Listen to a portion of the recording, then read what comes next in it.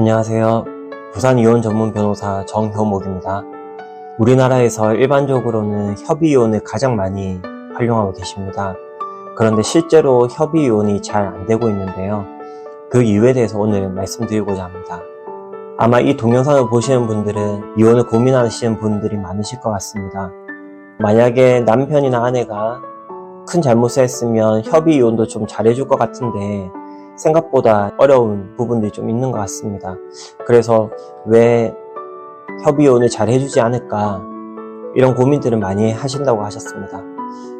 그래서 오늘은 그 이유를 제가 한번 설명을 좀 드려보도록 하겠습니다. 일단 먼저 지금 처해져 있는 환경이 큰 영향을 준다고 생각합니다. 우리가 일반적으로 부부관계가 좋을 때도 서로 뜻이 맞지 않는 경우들이 많습니다. 작은 거 하나 결정할 때도 다툼이 많은데요. 그런데 지금 이혼을 고민하는 단계에서는 특히 협의가 잘 되기가 쉽지가 않습니다. 이제 마지막이라는 생각이 들어서 부부 사이에 마지막까지 좋은 모습으로 남길 그런 필요가 없다고 생각하시는 배우자도 많기 때문입니다. 그리고 책임에 대한 인정 부분도 문제가 될 수 있습니다. 누가 봐도 남편이 또는 아내가 잘못했는데 그것을 인정하지 않을 때 바로 위자료에 대한 문제들이 생길 수 있는 것입니다. 우리가 협의 이혼을 한다고 하면 기본적으로 위자료, 재산 분할, 친권, 양육권, 그리고 양육비, 면접교섭 이런 내용들이 다 정해져야 되는데요. 먼저 돈과 관련된 것부터 설명을 드려보겠습니다. 첫 번째로는 위자료에 대한 부분입니다. 위자료는 혼인관계의 파탄을 이르게 한 그런 유책행위에 대해서 손해배상 책임을 물리는 것입니다. 그런데 협의 과정에서는 이 위자료라는 것이 잘 인정되는 게 쉽지가 않습니다. 그 이유는 기본적으로 협의라는 것에 있기 때문입니다. 어느 한쪽과 다른 한쪽이 서로 뜻을 맞추어서 해야 되는 부분인데 위자료는 잘못에 대한 인정이기 때문에 그렇습니다. 그래서 아무리 남편이 바람을 피고 또 부정행위를 하고 또 남편이 아내를 때렸다고 해도 이게 위자료로 연결되면서 협의이혼에까지 이르는 것을 저는 잘 보지 못한 것 같습니다. 그래서 일단 첫 번째인 위자료부터 협의가 잘 안 되기 시작합니다. 두 번째는 재산 분할에 대한 부분입니다. 재산 분할에 대한 것은 위자료와 별개의 문제가 될 수 있는데 사실 일반적으로 협의할 때는 상당히 연관성을 많이 가지게 됩니다. 보통은 위자료와 재산 분할은 크게 돈에 관한 부분이기 때문에 위자료는 그냥 없이 하더라도 이를 재산 분할에서 반영하는 경우들이 많기 때문입니다. 그런데 재산 분할도 마찬가지로 이제 어차피 이혼이라는 그런 끝을 향해서 가는 과정이다 보니까 서로가 양보를 잘 하려고 하지 않습니다. 그 입장 차이도 많습니다. 만약에 결혼 초기에 시댁이든 친정이든 어디서 돈이 들어왔다. 아파트를 구매하는데 지원이 되었다. 또는 가게를 운영하는데 지원을 해주었다.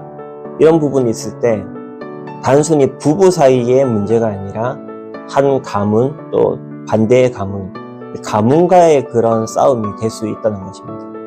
그렇기 때문에 서로가 조금이라도 더 많은 재산을 확보하기 위해서 주장을 하게 되는 것입니다. 결국 다툼이 생기는 것이죠. 그리고 대상과 가액에 대한 부분도 있습니다. 아무리 부부지만 상대방이 어떤 재산을 가지고 있는지, 특히 예금, 주식, 보험, 상속받은 부동산, 증여받은 부동산 이런 것들이 있을 수 있습니다. 특히 남편이나 아내가 사업을 할 때 그 사업에 대한 재산 이런 부분도 있기 때문에 정확하게 재산 분할에 대한 대상을 확정하기가 쉽지가 않습니다. 그래서 아내의 입장에서 남편에게 이런 재산이 있는데 이것은 왜 포함하지 않냐 이런 문제도 생길 수 있고 남편 입장에서는 아내가 그동안 돈을 어느 정도 확보를 해놓은 것들 그런 것들을 왜 포함하지 않냐 이런 문제들이 생길 수 있습니다. 그 다음에는 가액에 대한 부분입니다. 지금도 아파트의 시세는 올라갔다가 떨어졌다가 이것을 반복하고 있죠. 그래서 정확한 시세를 산정하기가 어렵습니다. 자동차도 마찬가지입니다. 일반적으로 자동차는 중고차 시세로 반영하는데 실제 이 자동차가 얼마의 가치를 가지느냐 이 부분에 대해서는 상당한 다툼이 생길 수 있습니다. 그렇기 때문에 결국 재산 분할의 대상과 가액, 이 큰 두 부분에 대해서 큰 다툼이 있기 때문에 협의가 쉽지가 않습니다. 그 다음으로 문제가 되는 것은 재산 분할의 방법입니다. 재산 분할을 받을 금액은 정해질 수 있습니다. 예를 들면 남편이 아내에게 1억을 주겠다. 이런 재산 분할에 대한 협의가 이루어질 수 있죠. 그런데 그 지급 시기, 지급 방법에 대해서는 큰 차이가 있을 수 있습니다. 제일 많이 하시는 경우들이 아파트가 있을 때 이것을 팔아서 그리고 채무를 변제한 다음에 남은 금액을 반씩 나눠 갖는다. 이렇게 협의를 많이 하시는데요. 어떻게 보면 아주 구체적으로 협의를 한 것으로 볼 수는 있지만 만약에 그 약속을 지키지 않았을 때 어떻게 할 수 있는 방법이 쉽지가 않습니다. 예를 들면 이 아파트가 언제 팔릴지, 얼마에 팔릴지, 그리고 관련해서 양도소득세나 그 기타 비용 같은 것들은 어떻게 정산할지, 특히 채무가 있을 때 그 채무가 진정으로 부부가 공동으로 부담한 채무가 맞는 것인지 이런 부분에 대해서 다툼이 있을 수 있습니다. 그렇기 때문에 재산 분할만 해도 협의를 해야 될 부분들이 너무나 많은 것을 알 수가 있습니다. 요즘에는 친권과 양육권에 대해서 다툼이 많습니다.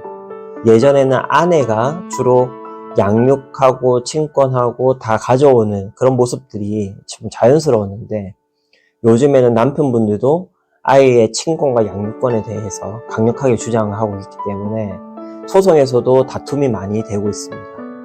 만약에 협의 이혼 시에 친권과 양육권에 대해서 다툼이 많다면 결국 협의 이혼 자체가 되지 않을 수 있겠죠. 그 다음으로는 양육비에 대한 문제가 있습니다. 양육비는 서울가정법원에서 양육비 산정 기준표라는 것을 만들어서 실제 재판에서도 많이 활용하고 있습니다. 그런데 꼭 기억해야 되실 부분은 그 양육비 산정 기준표대로 다 결정이 나는 것은 아니라는 것입니다. 이 산정 기준표대로 하기 위해서라면 결국 남편과 아내의 실제 세전 소득이 정확하게 확인이 되어야 되는데 그것부터 일단 좀 어렵고, 두 번째는 그렇게 테이블상에서 나오는 양육비를 정한다고 해도 그것이 실제 판결 결과하고는 좀 다를 수도 있습니다. 더 가산이 되는 부분도 있을 수 있고 더 감액이 되는 부분도 있을 수 있기 때문에, 그리고 무엇보다 심정적으로 이 양육비를 받아서 내가 아이를 잘 키울 수 있을 것인가 라는 것에 대해서 확신이 들지 않을 수 있습니다. 늘 양육비라는 것은 부족하기 마련이기 때문에 만약에 아내가 아이를 키우게 된다면 남편으로부터 더 많은 양육비를 받으려고 할 것이고, 남편은 자기가 앞으로 생활을 해야 되는 부분도 있기 때문에 아내에게 이왕이면 더 적은 양육비를 주려고 하는 부분이 있을 수 있습니다.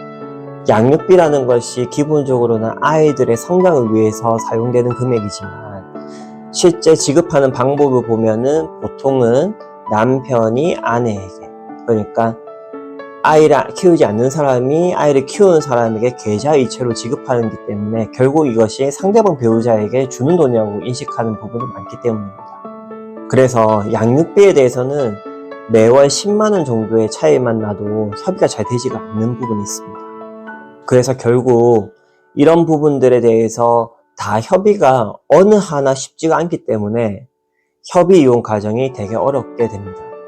아무리 우리나라에서 협의 이혼을 가장 많이 한다고 해도 제가 이혼 전문 변호사로 봤을 때는 과연 그 협의가 진정 잘 된 것인가, 혹시 협의를 하지 않고 두루뭉술하게 넘어간 부분이 있지는 않을까, 이런 부분에 대해서 굉장히 의구심을 가지고 있습니다.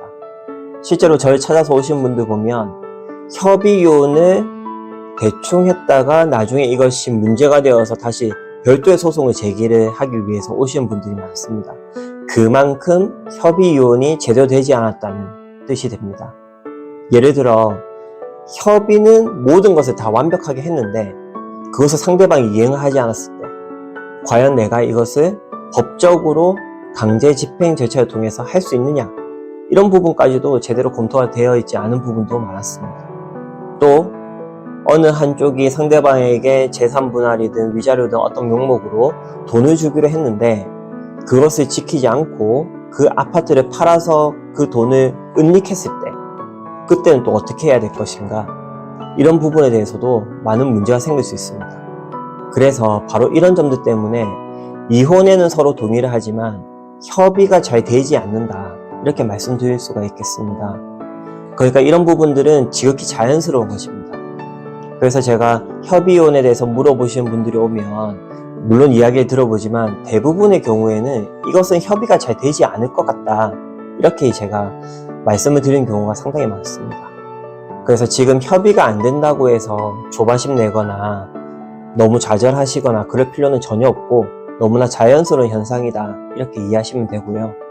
협의를 노력은 하되 더 이상 진전이 되지 않고 지금 이렇게 해서는 이혼을 할 수 없다는 판단이 든다면 그때는 이혼 전문 변호사하고 함께 상담을 좀 하면서 이 문제를 소송으로 해야 될지 아니면 조정으로 해야 될지 아니면 협의를 좀 더 구체적으로 해야 될지 이런 부분들에 대해서 한번 심도 깊은 논의를 해볼 필요가 있다고 생각합니다.